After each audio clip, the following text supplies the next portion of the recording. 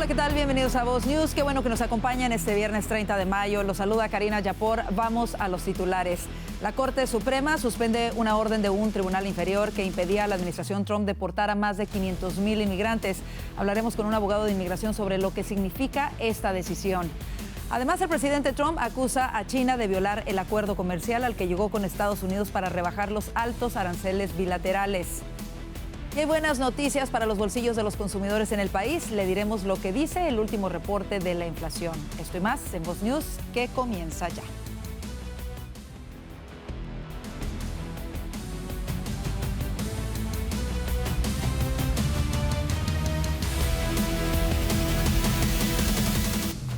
La Corte Suprema le concede a la administración del presidente Trump la facultad de revocar el parol humanitario otorgado por la administración Biden a más de 532,000 inmigrantes. Esta decisión representa una victoria para el presidente Donald Trump, quien busca reforzar la seguridad fronteriza y las prioridades migratorias en su segundo mandato. La medida deja a cientos de miles de inmigrantes de Cuba, Haití, Nicaragua y Venezuela expuestos a una posible deportación, mientras continúan los litigios en los tribunales inferiores sobre la legalidad de la revocación masiva de este estatus. El programa de parol humanitario, implementado por la administración de Joe Biden en 2022 y ampliado en 2023, ofrecía a inmigrantes de los 4 países la posibilidad de ingresar legalmente a Estados Unidos por 2 años, siempre que contaran con un patrocinador financiero y superaran los controles de seguridad. Y para hablar de este importante tema nos acompaña el abogado de inmigración, Roger Asmar. Buenas tardes, bienvenido a Voz News. Abogado, comencemos con qué significa esta decisión de la Corte Suprema. ¿Es una decisión definitiva o temporal? Es una decisión definitiva. No hay nada superior a la Corte Suprema de Justicia de los Estados Unidos. Es una decisión que realmente va a impactar a todos los inmigrantes que habían entrado a los Estados Unidos bajo el parol humanitario emitido por la administración anterior de Biden, donde le permitía a todas estas personas tener un estatus temporal, legal, en los Estados Unidos por 2 años. Entonces, ahora todas estas personas, bajo esta nueva decisión de la Corte Suprema de Justicia, están completamente desamparados y ahora expuestos a posiblemente ser puestos en procesos de deportación, a menos que alguno de ellos haya sometido algún otro tipo de protección o beneficio mientras que estaban en los Estados Unidos. Esto va a impactar muchísimo a miles y miles de personas que contaban con esta protección, que ahora, hoy en día, con esta decisión, están desamparados y pueden llegar a ser expuestos a un proceso de deportación. Abogado, se habla de que son por lo menos 532,000 las personas que podrían estar siendo afectadas por la decisión del día de hoy. Ahora, antes de pasar a lo siguiente, ¿a quiénes impacta? Porque sabemos que el TPS se otorgó en varios momentos. ¿Podría darnos las fechas de las personas a quienes impacta esta decisión? Sí, las personas que están impactadas con esta nueva decisión no son las personas que tienen el TPS, son las personas que entraron a los Estados Unidos bajo el parol humanitario. Personas de Haití, personas de Cuba, personas de Venezuela, que habían ingresado bajo esta propuesta dada por la administración de Biden de permitirlos entrar si tenían a un patrocinante y se hicieron el proceso. Y una vez que entraron a los Estados Unidos, tenían esta protección por 2 años. Ellos son los afectados.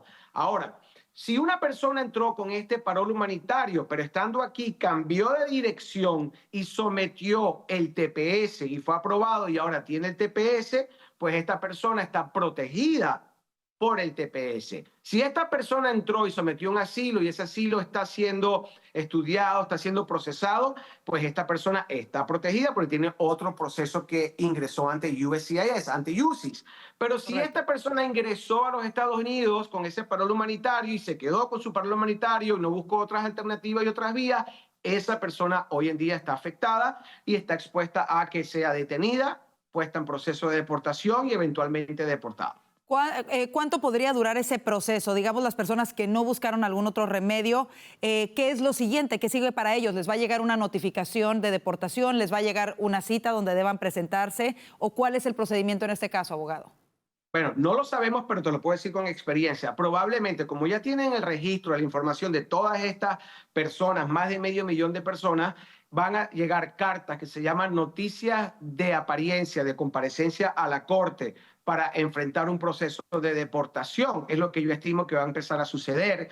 Y también personas que de repente existe un allanamiento o una redada de inmigración y son detenidas y verifican que nada más tienen el parol humanitario y no tienen ningún otro tipo de protección, probablemente van a ser detenidas, eventualmente expuestas a que vayan a la corte a defenderse contra este proceso de deportación. Abogado, muchos se preguntan si a estas alturas estas personas podrían todavía solicitar algún otro beneficio migratorio. Digamos que no lo hicieron antes, pero hoy se dan cuenta que tienen que hacerlo y quieren buscar una alternativa. ¿Podrían todavía buscar alguna otra alternativa? Muy buena pregunta. Claro que sí. ¿Por qué? Porque hasta que no sean expuestos, detenidos y puestos en proceso de deportación, todavía tienen la oportunidad, si es que califican, de someter asilo, si tienen algún temor de regresar a su país de origen o si tienen alguna persona que quiera someter una aplicación de, por ejemplo, para hacerse residente permanente, una aplicación de esposos, una petición de ese tipo, o también si califican para el TPS, no lo hicieron y lo pueden hacer si se registraron en algún momento. Pero si no hicieron nada y quieren hacerlo, consulten con un abogado, sea yo o su abogado de preferencia, antes de que sean detenidos o puestos ya en un proceso de deportación. Por supuesto, abogado, sobre las recientes denuncias de detenciones de migrantes que acuden a sus citas de inmigración, usted ha estado siguiendo estos casos. ¿Qué es lo que está ocurriendo? ¿Se detienen a los migrantes porque se les niega el caso en esa audiencia o incluso hay casos donde se han dado las detenciones antes de la audiencia? ¿Qué es lo que está pasando en realidad? Ok, existe mucha mala información. Muchas personas tienen que comparecer ante la corte. Que los estén deteniendo en la corte no es correcto. Ahora, puede suceder si la persona tiene hoy en día una condena criminal o tiene un arresto donde ahora hay un caso abierto ante la corte criminal, puede ser que los detengan en la corte. Pero si no tienen nada de eso, no deberían detenerlos porque están asistiendo a sus cortes, a su proceso normal y se están defendiendo contra el proceso de deportación. Pero los que sí están deteniendo son a personas que tienen que reportarse ante inmigración y al ir a reportarse, cuando ven que ya tenían una orden de deportación anterior o cuando ven que tienen un arresto también criminal, ahí es donde los están deteniendo. Abogado, justo estábamos viendo imágenes que se han hecho virales, unas muy recientes de una madre de familia que es detenida, su niño ya está dentro de esta camioneta de las autoridades de inmigración. Son estas imágenes que estamos viendo. Hemos visto otras imágenes también. ¿Qué podría pasar? Sabemos que usted obviamente no lleva estos casos en particular, pero ¿qué cree usted que haya pasado en estos casos? ¿Es entonces que posiblemente estas personas ya tenían una orden de deportación? Dice usted entonces que no es usual que se detenga a alguien sin que tenga una orden de deportación previa. Sí, es correcto. Si la persona ha asistido a sus cortes y todavía tiene cortes en el futuro, no debería haber ningún tipo de detención. Las detenciones ocurren si la persona va a la corte, pero resulta que tiene ahora un cargo criminal por algún delito que haya cometido o ya fue condenado de algún delito o también las personas que van a reportarse. Una cosa es ir a la corte de inmigración y una cosa es ir a reportarte a la oficina de ICE como parte de la condición cuando te dieron la libertad. Cuando te vas a reportar, si ya al entrar a los Estados Unidos te habían dado algo que se llama expedited removal. ¿Qué quiere decir? Una deportación inmediata, pero igual te dejaron entrar y te mandaron a reportarte. Hoy en día los están deteniendo a todos porque ya no tienes ni siquiera derecho de ver a un juez cuando tienes un expedited removal, una deportación expedita. Entonces ahora los quieren detener y deportar porque no hay ningún tipo de recurso o remedio disponible para ellos pelear la deportación. Eso es lo que está sucediendo. Son las personas que tienen récord criminal, ahora las personas que tienen un arresto abierto en corte y tienen que ir a asistir a sus cortes de inmigración, los están deteniendo. Me ha sucedido con clientes míos. Entonces, eso está agravando la situación y tengan cuidado, señores. En ese caso, abogado, ¿esto es una práctica nueva o es algo que en realidad siempre ha sido el proceso de inmigración? Y quisiera preguntarle también, muchos aconsejan en redes sociales no presentarse o se dice que pueden comparecer de manera virtual. ¿Es recomendable el no presentarse si tienes una cita ya sea de inmigración o una cita de reportarte? ¿Y esto es una práctica nueva o en realidad siempre se ha hecho? No es una práctica que se ha hecho, es algo nuevo que se está aplicando. No les recomiendo no reportarse o no asistir a la corte. Si no vas a la corte, te van a dar una orden de deportación. Pero lo que sí tienen que hacer es contratar a un abogado. ¿Por qué? Porque cuando contratas el abogado somete un documento ante la corte diciendo que te va a representar y ya ahí automáticamente tu caso no tienes que ir a la corte en persona, va a ser virtual en la oficina de tu abogado o donde tú estés. Ya así evitas exponerte e ir a la corte a que migración probablemente ICE te detenga. Entonces, al tener abogado, ya no es presencial ir a la corte, ya se hace virtual en la mayoría de las cortes en los Estados Unidos hoy en día. Entonces, contraten abogados para que los representen su proceso de deportación ante la Corte de Inmigración. Esto es algo, señores, nuevo. Están deteniendo a las personas. Entonces, evita ese riesgo. Ese es el mejor consejo que les puedo dar.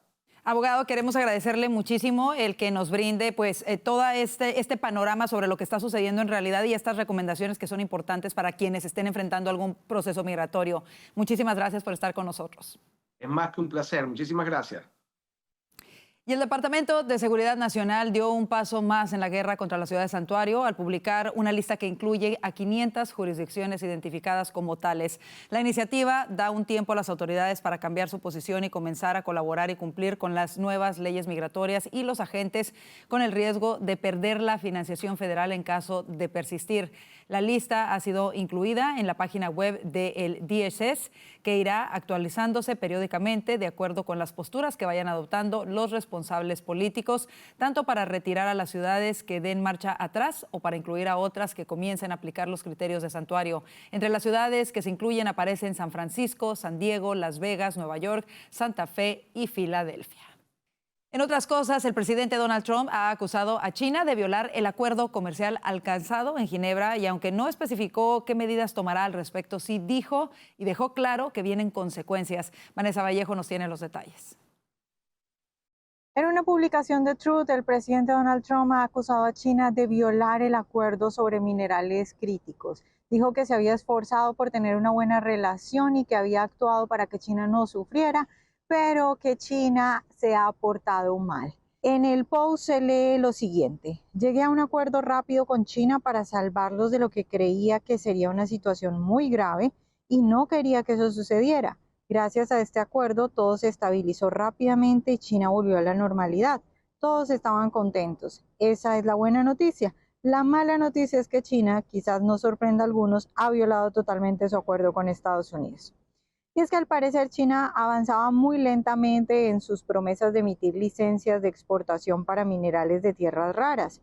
El acuerdo de Ginebra exigía a China que levantara las contramedidas comerciales que restringen sus exportaciones de los metales críticos necesarios para la producción estadounidense de semiconductores, electrónica y defensa. Y es que hasta este momento el flujo de minerales críticos desde China no se ha reanudado según lo estipulado en el Acuerdo de Ginebra. Hace un par de días, en una entrevista en Fox, el secretario del Tesoro, Scott Bessent, dijo que las negociaciones con China estaban estancadas. Escuchemos. I would say that they are a bit stalled. I believe that we will be having more talks with them in the next few weeks, and I believe we may at some point have a call between the president and party chair Xi. Pues todo esto ocurre en medio de la pelea que está dando la administración Trump con las cortes para poder mantener un amplio poder sobre los aranceles. Ya veremos si en las próximas semanas vemos efectivamente una reunión entre el presidente Trump y Xi Jinping y si esta batalla en las cortes termina perjudicando la estrategia del presidente Trump en materia de comercio internacional. Gracias, Vanessa, por ese reporte. El presidente de la Reserva Federal, Jerome Powell, se reunió el jueves con el presidente Donald Trump en la Casa Blanca por primera vez en su segundo mandato. Por invitación del presidente, Powell se reunió en la Casa Blanca para hablar sobre la evolución económica, incluyendo el crecimiento, el empleo y la inflación, declaró la Fed a través de un comunicado. El presidente Powell no analizó sus expectativas sobre la política monetaria, salvo para enfatizar que la trayectoria de la política dependerá completamente de la información económica que se reciba y de lo que signifique esta para las perspectivas, continuó el comunicado de la Reserva Federal. Y desde el Salón Oval, el presidente Donald Trump agradeció hoy a Elon Musk su gestión al frente de Doge y aprovechó para lanzar duras críticas al derroche y la mala gestión del expresidente Biden. Juan Esteban Silva nos tiene los detalles desde Washington, D.C. ¿Qué tal? Yo los saludo desde Washington. Decimos en algunos países de América Latina que no es un adiós, es un hasta luego. Pues bien, hoy en el despacho Oval el presidente Trump ha agradecido a Elon Musk, uno de los empresarios más exitosos actualmente en el mundo entero, por haber estado al frente de Doge, ese departamento de eficiencia gubernamental, enfrentando el despilfarro, el fraude, el abuso, sugiriendo que el ahorro total podría alcanzar cerca de $1 billón, la gestión que hizo Musk. Por su parte, pues Musk se mostró agradecido por haber tenido el privilegio de estar en el gobierno Trump. Sin embargo, aclaró que seguirá aconsejando al presidente. Pero miren ustedes el regalo que le hizo el presidente Trump a Elon Musk. Thank you. A very special that I give to very special people. I have given it to some, but it goes to very special people, and I thought I'd give it to Elon as a presentation from our country. Thank you. Thank you, Elon. Thank you. Take care of yourself. Thank you. Doge, establecido por orden ejecutiva en enero de 2025, ha implementado medidas para reducir el tamaño del gobierno federal y obviamente se han encontrado con unos recortes tremendos para evitar ese despilfarro de recursos. Aproximadamente 10,000 empleados federales solo hasta febrero de este año. Doge ha sido elogiado por esos esfuerzos. Estas las palabras de agradecimiento de Elon Musk. The calculations of the Doge team thus far, in terms of an FY25 to FY26 delta, are over 160 billion, and that's climbing. We expect that number will probably go over 200 billion soon. So I think the Doge team is doing an incredible job. They're going to continue doing an incredible job, and I'll continue to be visiting here and be a friend and advisor to the president. And I look forward to times being back in this amazing room. By the way, isn't this incredible? Look at this incredible. It's stunning. En medio de la conferencia, televidentes de Voz News, les cuento, pues Trump aprovechó para criticar duramente a la administración de Joe Biden por sus políticas migratorias permisivas, acusando a sus asesores de implementar una especie de estrategia de fronteras abiertas con permisividad. Y mucha atención a la palabra, el auto-pen. ¿Quién firmó las órdenes si posiblemente Joe Biden no estaba apto para el cargo? Because I knew Joe Biden. Joe Biden wasn't in favor of opening up borders, letting 21 million people into this from prisons and mental institutions and gang members. He wasn't into that at all. And who signed these orders, proclamations, and all of the different things that he signed that set our country so far back? El evento marca un hito en esa historia de este segundo gobierno del presidente Donald Trump. Por supuesto, Musk se ha mostrado agradecido, termina porque su condición de empleado especial en el caso del gobierno pues le permitía solamente ejercer su cargo por poco más de 130 días. Es la información desde Washington para Voz News. Juan Esteban Silva. Gracias, Juan Esteban. Así nos vamos a la pausa comercial. Al regreso le diremos qué dicen los últimos datos inflacionarios en el país. Quédese con nosotros. Y recuerde que ya puede ver Voz News y todo nuestro contenido en su aplicación favorita. Estamos en Roku, Apple TV, Fire TV y Now Media. Y si aún no tiene el app de Voz en su teléfono celular, ¿qué espera? Es gratis, descárguela ya. Quédese con nosotros, ya volvemos con más de Voz News.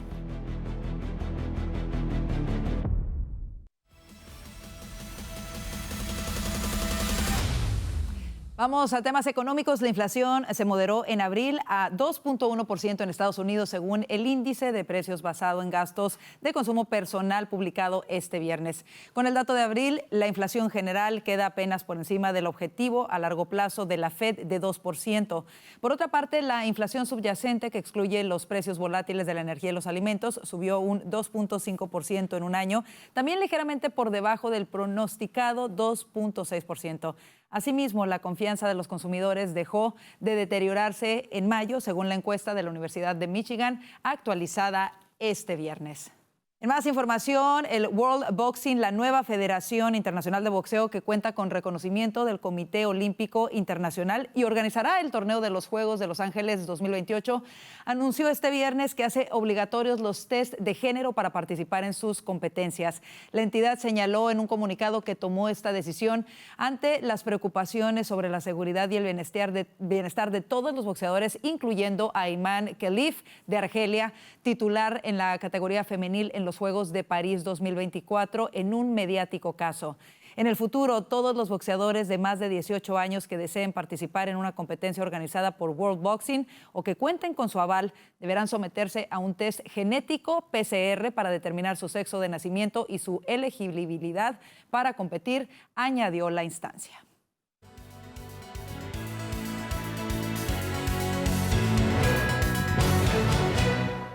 Mientras los científicos tratan de comprender los efectos a largo plazo de los antidepresivos administrados a adolescentes, un nuevo estudio de la Universidad de Texas en El Paso concluye que el uso de antidepresivos, en particular Prozac, en mujeres adolescentes podría contribuir a una mayor sensibilidad del dolor en etapas posteriores de la vida. Para hablar sobre este importante tema se encuentra con nosotros Ana Paula Timan Ríos. Ella es la autora principal de este estudio y también estudiante de doctorado en la Universidad de Texas en El Paso. Ana Paula, bienvenida. Vemos, según este estudio, que el uso del Prozac en la adolescencia podría moldear el cerebro de manera duradera. Explícame cómo fue que lo determinaron y de qué se trata este estudio. Sí, como acabas de comentar, aquí usamos en nuestro laboratorio o estudiamos el Prozac como un tratamiento para depresión mayor o diferentes enfermedades psiquiátricas. Nos enfocamos en los efectos de estos farmacológicos antidepresivos a nivel preclínico. Entonces usamos ratones en nuestros estudios y en uno de nuestros estudios revelamos que al darle el tratamiento de Prozac a hembras durante la adolescencia, aumenta la expresión de genes del hipocampo o la corteza prefrontal en la adultez. Esto quiere decir que después de que la droga ya esté fuera del sistema de los animales, todavía puede tener efectos secundarios de los genes o las proteínas que ayudan que las neuronas del hipocampo sobrevivan y también modulan el estrés o la memoria o la regulación emocional. Ese fue uno de nuestros estudios que concluimos hace unos años, pero este estudio en el que estamos hablando hoy, ¿qué puede suceder en este mismo método experimental cuando analizamos el dolor en los ratones hembras que también fueron expuestas al Prozac durante la adolescencia? Ahora, eso. Las conclusiones de este estudio decían que las hace más sensibles a poder sentir quizá más fuerte el dolor. ¿Tiene esto un impacto negativo? De alguna manera se podría determinar que el uso del Prozac en la adolescencia, específicamente en las mujeres, podría tener pues, un impacto negativo a futuro, ¿y qué otros efectos podría tener? Sí. Lo que quiero también comentar es que nuestros ratones que usamos para este estudio no son un modelo de depresión y eso es algo muy importante porque el Prozac es un fármaco que se prescribe para personas que tienen un historial de depresión. Lo que nosotros estábamos analizando más bien, ya después de que se puede pasar en la adultez cuando un animal tuvo un historial de Prozac en la adolescencia. Para poder explicar más de lo que fue lo que hicimos, dimos el tratamiento por 14 días durante la adolescencia y ya pasados los 14 días paramos el tratamiento y les dimos un periodo de expulsión a nuestros ratones del fármaco para que todos los animales nos aseguremos de que no haya Prozac en su sistema y para también asegurarnos de que lleguen a la adultez. Ya finalmente cuando llegaron a la adultez examinamos su sensibilidad o una respuesta a un estímulo caliente. Esto quiere decir que colocamos al animal dentro de una caja que tiene piso, cuya base se puede calentar a una temperatura que es caliente pero no daña. Y para darte un ejemplo, por ejemplo, si tú y yo ponemos nuestra mano sobre un objeto caliente, la podemos dejar ahí por unos segundos, pero al paso del tiempo la vamos a mover para que no nos dañe la mano por el calor. Este tipo de reflejo fue el que examinamos en nuestros animales cuando los colocamos dentro de esta caja con el piso caliente. Y ahí fue que nuestros datos indicaron que estas hembras con el historial de Prozac en su juventud, lamen su pata trasera más rápido que los controles, quiere decir que la mueven más rápido. Esto quiere decir que tienen una respuesta mayor o sensibilidad mayor a un estímulo como el calor. Por supuesto. Por supuesto. ¿Cómo podría cambiar esto finalmente, y antes de que se nos termine el tiempo, cómo podría cambiar este estudio la manera en la que se trata a los pacientes con depresión, siendo Prozac un medicamento que usualmente se utiliza para este padecimiento? Sí, nuestros estudios pueden ayudarnos a comprender los efectos secundarios de esta droga y más bien para poder nomás para poder comprenderlos y encontrar manera de regularlos, porque es importante porque esta droga se da mucho a pacientes que tienen una historia de depresión. Entonces es un fármaco que ya lleva mucho tiempo. Entonces el entender los efectos secundarios nos ayuda mucho a entender la imagen completa de Por supuesto, y que la gente patología. Y que la gente sepa de estos efectos secundarios es sumamente importante porque así lo pueden discutir con sus médicos y ver si es el mejor medicamento en este caso para tratarlos a ellos o si hay algunas otras alternativas. Muy bien dicho. Ana Paula, queremos agradecerte muchísimo el haber estado con nosotros el día de hoy. Muchas gracias. Gracias, saludos. Hasta luego. Amigas y amigos de Voz, no se pueden perder el episodio de Vivas y Plenas. Es sábado a las 8:07 Centro, porque estará con nosotros nada más y nada menos que a Carolina Donis, la Forbes latina, que hablará de la importancia de la actitud, de la gratitud, porque hace una gran diferencia en nuestras vidas. Verán. Por supuesto. Qué temazo, yo no me lo pierdo. Una vida agradecida es una vida más feliz. Y lo que tampoco me pierdo es el panel que viene a continuación, donde vamos a analizar los temas que hacen titulares hoy. Quédese, ya volvemos con más.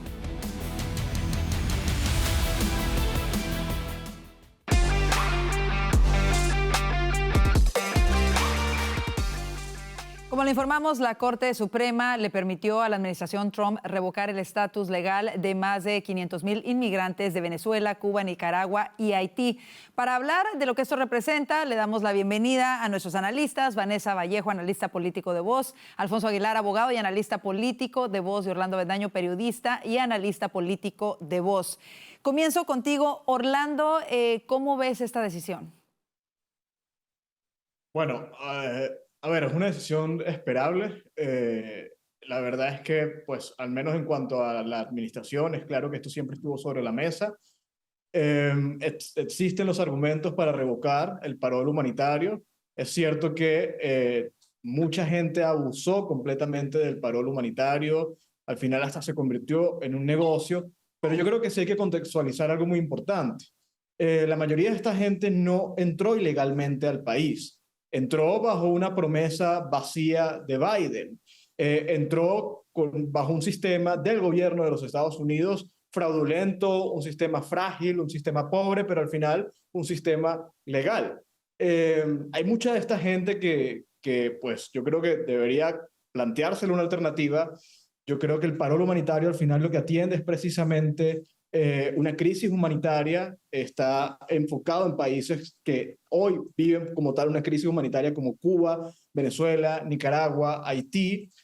Yo entiendo el problema que ha habido, pero creo que es pertinente que la administración presente una alternativa al parol humanitario. Alfonso, como abogado quisiera preguntarte algo que se discute mucho ante esta decisión, y una es ¿qué implicación tiene o qué, digamos, de alguna manera, qué autoridad tiene el Poder Ejecutivo para decidir sobre los temas migratorios y cómo se puede ver este tipo de decisiones en cuestión de la separación de poderes? Ahora, esta había sido una decisión que tomó otro ejecutivo, el presidente Biden, que había decidido dar el parol humanitario como tal. Ahora, este presidente decide terminar con ese programa. ¿Qué le dirías a quienes cuestionan si el presidente Trump tiene la autoridad o no para tomar estas decisiones de terminar un programa como el parol humanitario? El presidente tiene toda la autoridad bajo la Constitución. Quien no tenía el poder constitucional era Joe Biden. Y en ese sentido, Orlando tiene razón. Todas estas personas que se aprovecharon de este parol humanitario fueron víctimas de las mentiras de Joe Biden.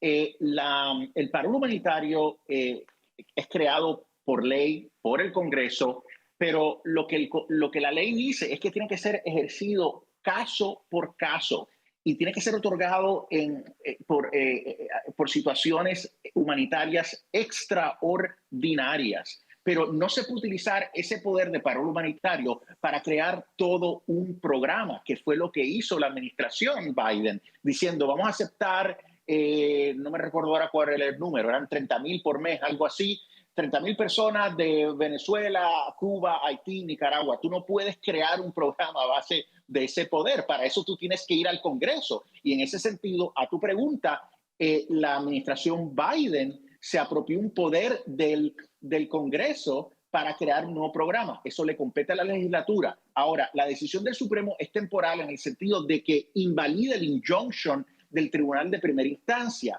La administración Trump acude en emergencia al Supremo para que le permitan continuar terminando este programa. Y el Supremo, una decisión de 7-2. O sea, que hubo jueces liberales que le dieron la razón a la administración. Han permitido que la administración proceda con cerrar el programa. Ahora, el caso todavía no se ha visto en sus méritos, pudiera terminar de nuevo en el Supremo, pero yo creo que esta decisión lo que indica es que el Supremo se inclina a permitir a la administración cerrar este programa y estas personas pues quedan en el limbo, pueden ser removidas ahora mismo a sus países de origen. Vanessa, ¿cómo ves esta decisión? Pues yo creo que es otra muestra más de cómo la administración Biden perjudicó a tantas personas supuestamente queriendo ayudarlas. Toda esta gente vino con una ilusión, toda esta gente vino con una promesa que no se basaba en nada, todas las ilusiones, todo lo que les costó. Muchos de ellos ya han empezado su vida acá y ahora se enfrentan. Unos serán deportados y los que no, igual van a pasar unos meses muy difíciles porque evidentemente es muy difícil estar en un país estando en el limbo por lo menos, y en esta situación tan difícil, y evidentemente no vamos a ver a los medios de comunicación poniendo ese ángulo, poniendo el ángulo a que el presidente Biden trajo a un montón de gente y ocasionó una tragedia en las vidas de muchas personas. Respecto a lo del presidente Trump, yo sé que pues nosotros diríamos que sería muy bueno que él intentara la forma de dejar a aquellas personas que están trabajando, que son buenas, pero por el otro lado, cuando uno mira la política real, pues es muy difícil, es decir, sería muy difícil para él, que hizo campaña con todas esas promesas de deportar tanta gente, ponerse a ver caso por caso, lo que mirar caso por caso le cuesta al país. O sea, es muy difícil y yo creo que es una lástima por todas esas personas buenas. Yo lo que creo es que esas personas tal vez deberían intentar buscar otra opción y hacerlo rápido. Por supuesto, hablábamos con un abogado al inicio del noticiero en donde nos decía evidentemente que hay personas que pueden tener otra alternativa, pero que si entraron al país con el parol humanitario y no buscaron otra alternativa, lamentablemente ahora se encuentran en ese limbo legal. Y pudiera ser pedir asilo a aquellas personas que realmente tienen una preocupación genuina de que si regresan a su país de origen van a ser perseguidas y tienen evidencia de ello, pueden solicitar asilo aquí en los Estados Unidos.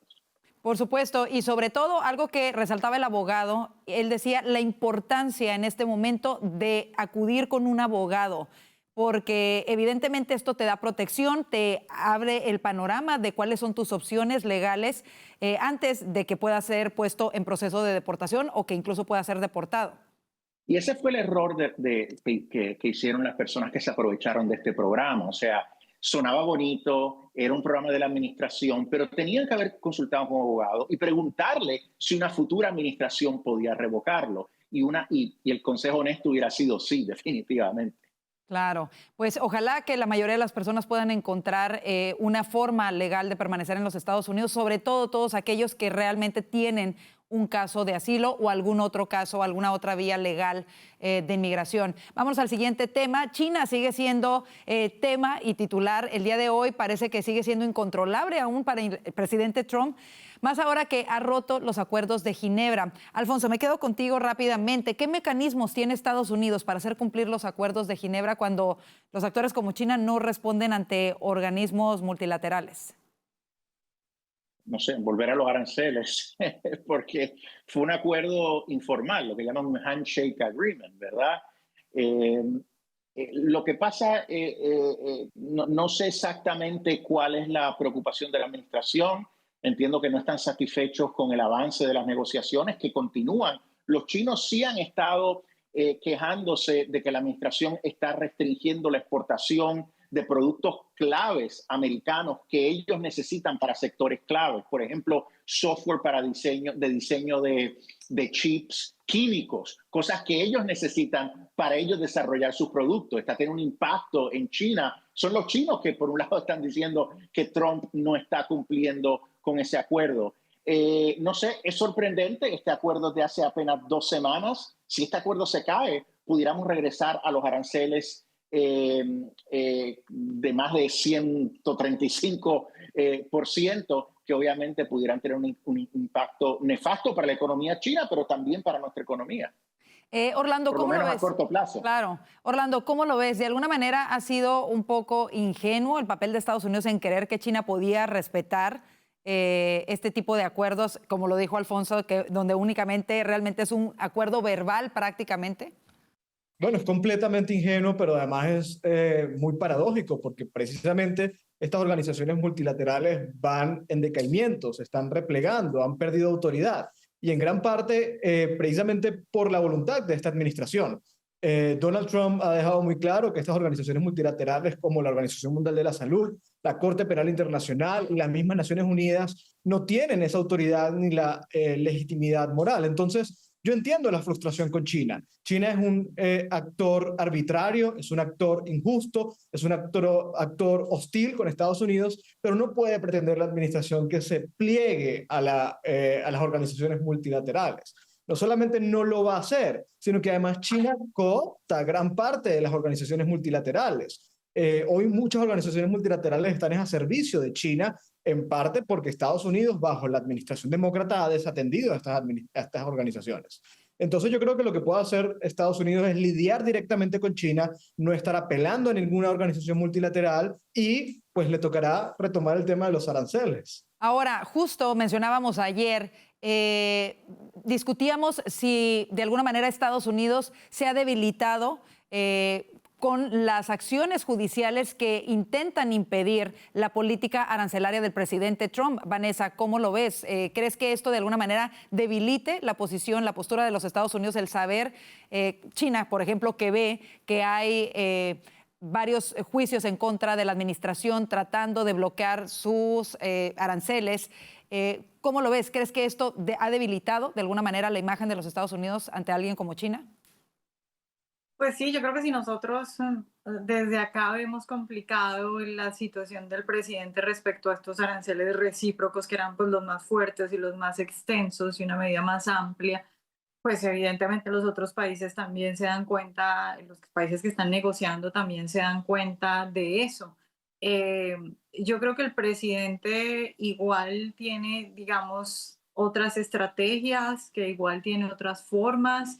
Y creo que lo vimos hace un par de horas cuando le preguntaron sobre eso en la rueda de prensa que dio hoy, y dijo que pues que era lamentable lo que había hecho China, pero que él creía que las cosas iban a mejorar y que iba a tener reuniones con el presidente. El secretario del Tesoro dijo que seguramente que las negociaciones están estancadas, pero que seguramente esto lo que necesita es una reunión personal entre los dos presidentes. Entonces yo creo que vamos a ver eso, y creo que simplemente China está siendo difícil como tenía que ser, pero sí el presidente tiene otras opciones. Alfonso, ¿cómo lo ves rápidamente? ¿Cuáles serían esas otras opciones si no es a través de los aranceles?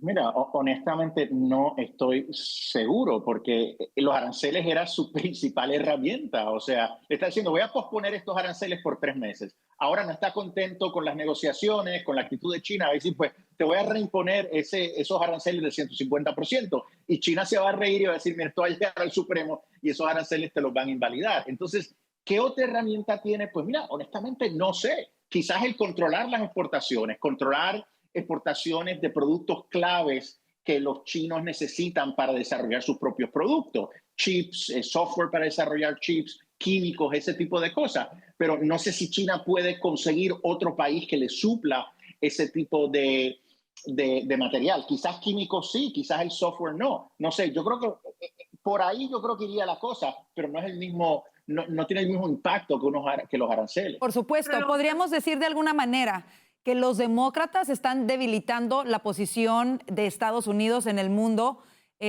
haciéndole la guerra al presidente Trump y bloqueando de alguna manera su política arancelaria. Yo creo que la decisión no ha sido de demócratas, ha sido de tribunales, y en el caso del Tribunal Internacional de Comercio fue un panel de 3 y todos votaron. Pero Alfonso, es ingenuo no considerar que lo que hay detrás es político. Estos tribunales obviamente...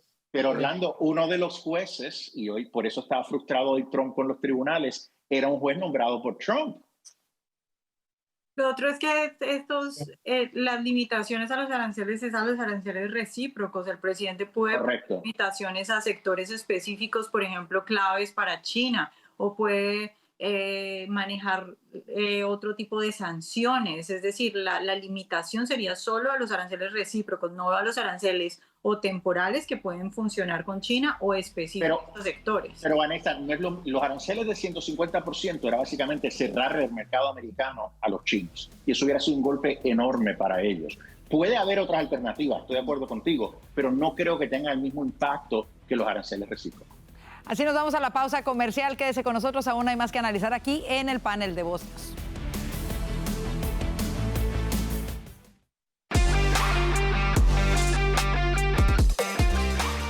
World Boxing, la nueva Federación Internacional de Boxeo que cuenta con reconocimiento del Comité Olímpico Internacional y que llevará a cabo el torneo de los Juegos de Los Ángeles 2028, dio a conocer este viernes que hace obligatorios los test de género para poder participar en estas competencias. Regresamos con nuestros analistas para hablar de este caso. Esto significa que, por ejemplo, Iman Khelif, quien obtuvo el campeonato femenino en los Juegos de París 2024, no podrá participar más en esta categoría, en la categoría femenina. Esto se le informó el día de hoy, de hecho, a la Asociación Nacional de Boxeo de Argelia. Ahora, vamos a centrarnos primero en la decisión y luego vamos al caso específicamente de Iman. ¿Qué representa esta decisión para las mujeres atletas? Y comienzo contigo, Vanessa. Pues yo creo que en todo este tiempo en el que estamos viendo a las jóvenes siendo tan afectadas y a las mujeres siendo tan afectadas con hombres sacándolas de las competencias, es muy importante porque es literal evitar la desaparición de las competencias de mujeres. Si dejamos que los hombres participen en las competencias de mujeres, pues se van a acabar las mujeres en las competencias de mujeres.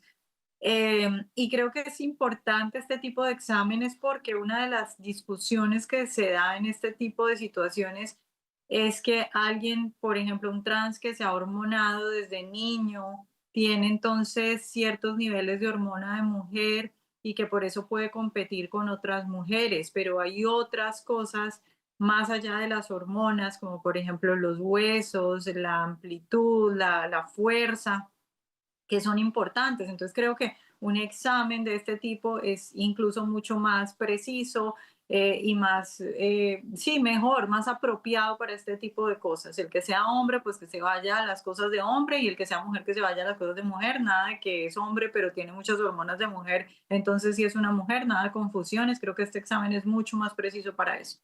¿Qué tanto habrá influido la nueva administración de Trump en que se haya tomado finalmente esta decisión? Antes se habían rehusado, a pesar de los reclamos de varios atletas y de varios países, hasta ahora que se van a llevar a cabo en los Estados Unidos, es que toman esta decisión. ¿Cómo lo ves, Alfonso? Bueno, yo entiendo que han tenido influencia, no solo en oponerse a que hombres participen en deportes femeninos a nivel olímpico, pero yo creo que incluso la administración llegó a decir que no emitirían visas a esos atletas que trataran de participar en deportes que no corresponden a su género. Yo creo que han sido muy influyentes, pero hay que reconocer que a raíz de las Olimpiadas de Francia hubo una respuesta muy fuerte alrededor del mundo en contra de que se le permita a hombres participar en deportes de mujeres. En Estados Unidos ciertamente ha habido mucha oposición y creo que el presidente ha reconocido eso y por eso lo ha verbalizado. Yo creo que definitivamente ha tenido un impacto.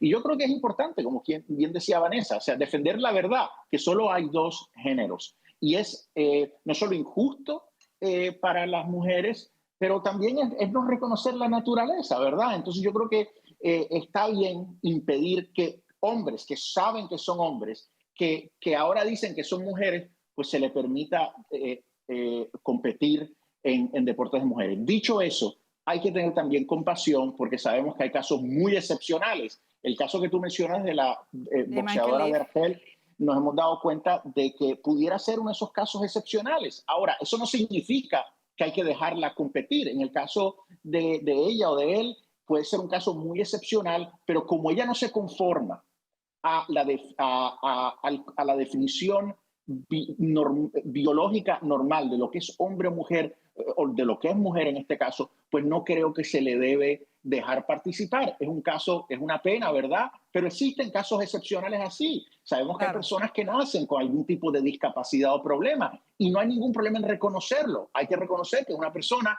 que tiene algún tipo de discapacidad, eso es todo, pero no se le puede dejar competir porque entonces no va a ser una competencia equitativa. Orlando, ¿cómo lo ves tú? Y justo este caso ha sido el caso más mediático, el caso de Iman Khalif, en donde tiene los cromosomas masculinos XY.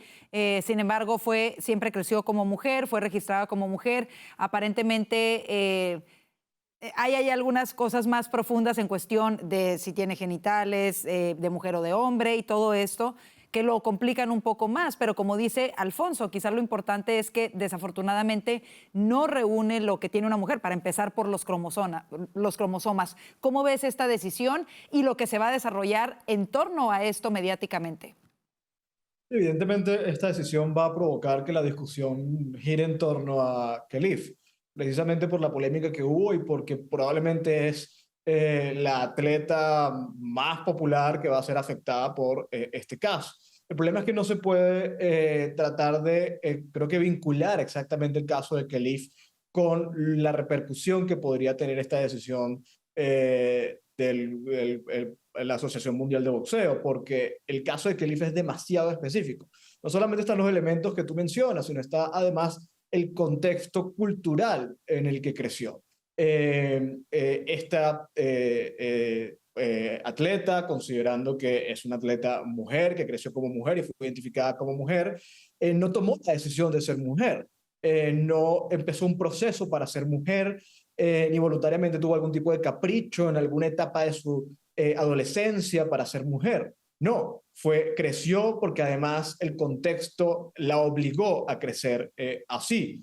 Si ella no hubiera sido pues identificada como mujer, sino como hombre, o lo hubieran confundido por su físico o por lo que está dentro de su cuerpo, probablemente hubiera asumido consecuencias. Es Argelia, un país muy restrictivo en este sentido. Entonces, yo no vincularía, aunque la discusión los va a vincular, ambos casos. Más allá del caso de Khalif, yo creo que esta decisión es un statement muy poderoso precisamente en torno a la discusión de atletas trans en deportes de niñas.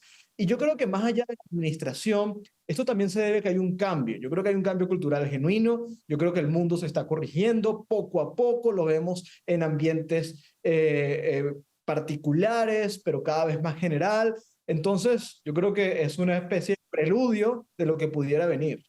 Por supuesto, creo que la gente está regresando simple y sencillamente al sentido común y qué bueno por el bien de las mujeres en todos los sentidos y en todos los espacios. Bueno, ahora sí, es viernes, vámonos al segmento favorito de muchos, aplausos y abucheos.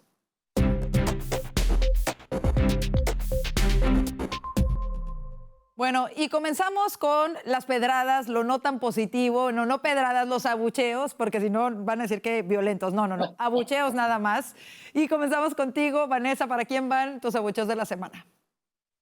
Para los demócratas que ahora están contratando estudios para poder saber por qué están perdiendo el voto masculino. A mí me parece muy evidente que muchos hombres sufren la mayor parte de la carga de su hogar, son los que tienen que mantener a su familia, que están más preocupados por la parte de la economía y ellos simplemente quieren cosas básicas como un buen trabajo, como seguridad para sus familias, pero increíblemente los demócratas no se dan cuenta y entonces ahora están pagando estudios bastante caros para saber por qué los hombres ya están dejando el Partido Demócrata. Bueno, ahí están fuertes los abucheos, vamos a ver si con eso se dan cuenta. Vámonos ahora, con los resultados, no con los abucheos, con los resultados del estudio. Vámonos con Orlando, ¿para quién van tus abucheos, Orlando? Bueno, yo voy a abuchear a Francia, propiamente a la Asamblea Francesa, a la política de Francia, porque en la misma semana, primero legalizaron en primera instancia la eutanasia. Además, lo celebraron con un aplauso estruendoso, como si fuera moral y loable que una sociedad aplauda una decisión como esta, que yo creo que pues va contra la dignidad completamente del individuo. Pero en esta misma semana, además, ilegalizan fumar en público. la misma semana que legalizan la eutanasia, te prohíben fumar en público. Claramente hay un problema serio contra la dignidad y contra la libertad en Francia, y por eso mis abucheos. Ahí están fuertes los abucheos para Francia. Y nos vamos contigo, Alfonso. ¿Para quién van tus abucheos de la semana? Mis abucheos van para Greta Thunberg, la activista ambientalista de extrema izquierda. Pensamos que ya había desaparecido, pues no, reaparecido. Y es que ahora ella no solo quiere adelantar una agenda ecologista extrema, sino que ahora ella dice que es una activista pro-Palestina. Y este domingo va a salir en un barco con otros activistas de izquierda camino a Gaza para denunciar la intervención de Israel en ese territorio. Ella dice que Israel ha cometido genocidio en Gaza, lo que es totalmente absurdo. Mira, aquí dos cosas rápidas. Primero que nada, el problema es que esta mujer, porque ya tiene 22 años, es insoportable. Cada vez que habla parece que está enojada y siempre está pontificando, diciéndole a la gente lo que tiene que pensar, como si ella estuviera hablando a base de ciencia cierta, está dando opinión. Pero el otro problema que ella tiene es que ella no sabe de lo que está hablando. Se recuerdan de niña hablando del ambiente, no sabía lo que estaba diciendo y nuevamente aquí no sabe lo que está diciendo. Israel no está cometiendo genocidio. Israel ha entrado en Gaza porque tiene que acabar con Hamas, porque Hamas es un grupo terrorista que cometió un acto terrible, terrorista en Israel en octubre del 2023. Es mejor que se eduque un poquito más. Pero yo creo que la agenda de Greta Thunberg no es Palestina ni el ambiente. Yo creo que la agenda de Greta Thunberg es Greta Thunberg. Ahí están los abucheos para ella. Oye, fuerte, fuertes estos abucheos y fuerte sobre todo con lo que cerraste, que la agenda de ella es ella misma. Wow, pero bueno, también podemos cerrar con cosas positivas. Vámonos con tus aplausos, Vanessa. ¿Para quién van?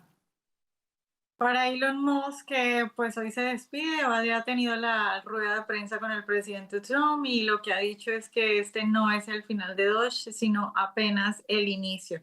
Y yo sí estoy muy emocionada de ver esta nueva etapa de un Musk que va a estar tuiteando desde su casa, desde sus empresas, a ver cómo sigue influyendo en la política de Estados Unidos. Ahí están los aplausos para Elon Musk, que de alguna manera nos demostró que las cosas dentro del gobierno se pueden hacer de una forma diferente y más eficiente, ¿no? Aunque no todo es perfecto, por supuesto, pero hay que reconocer sus contribuciones. Orlando, ¿para quién van tus aplausos?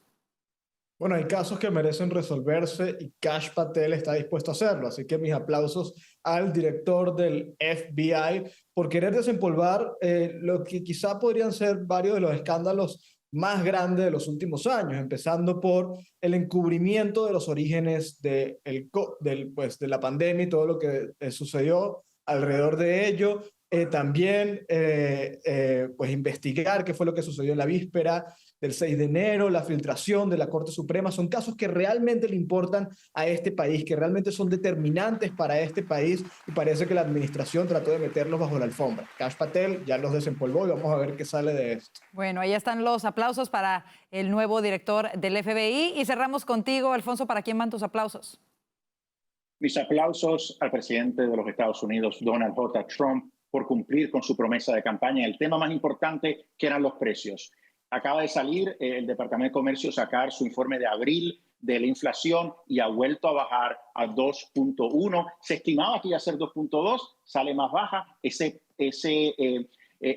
patrón en la reducción de la tasa inflacionaria continúa gracias a las políticas del presidente Trump. Pero no solo eso, sorprendentemente también en abril vimos que el aumento en los ingresos personales continúa, aumentó en el mes de abril, los ingresos personales aumentaron por 0.8%, lo que es extraordinario y verdaderamente sorprendente. Los pasados 4 meses hemos visto un crecimiento en los ingresos personales y eso se debe definitivamente a las políticas de Donald Trump. Por eso fue electo. Gracias, presidente Trump. Ahí están los aplausos, una noticia que impacta nuestros bolsillos de manera positiva, así que creo que todos lo celebramos. Pues así llegamos al fin de esta emisión. Gracias Orlando Avendaño, Vanessa Vallejo y Alfonso Aguilar por estar con nosotros durante el panel toda esta semana y gracias a ustedes por su preferencia. Antes de despedirnos, los invitamos a seguirnos a través de nuestras redes sociales que aparecen aquí en su pantalla y por supuesto, no se le olvide ir a nuestro canal de YouTube, nos encuentra como @VozMedia.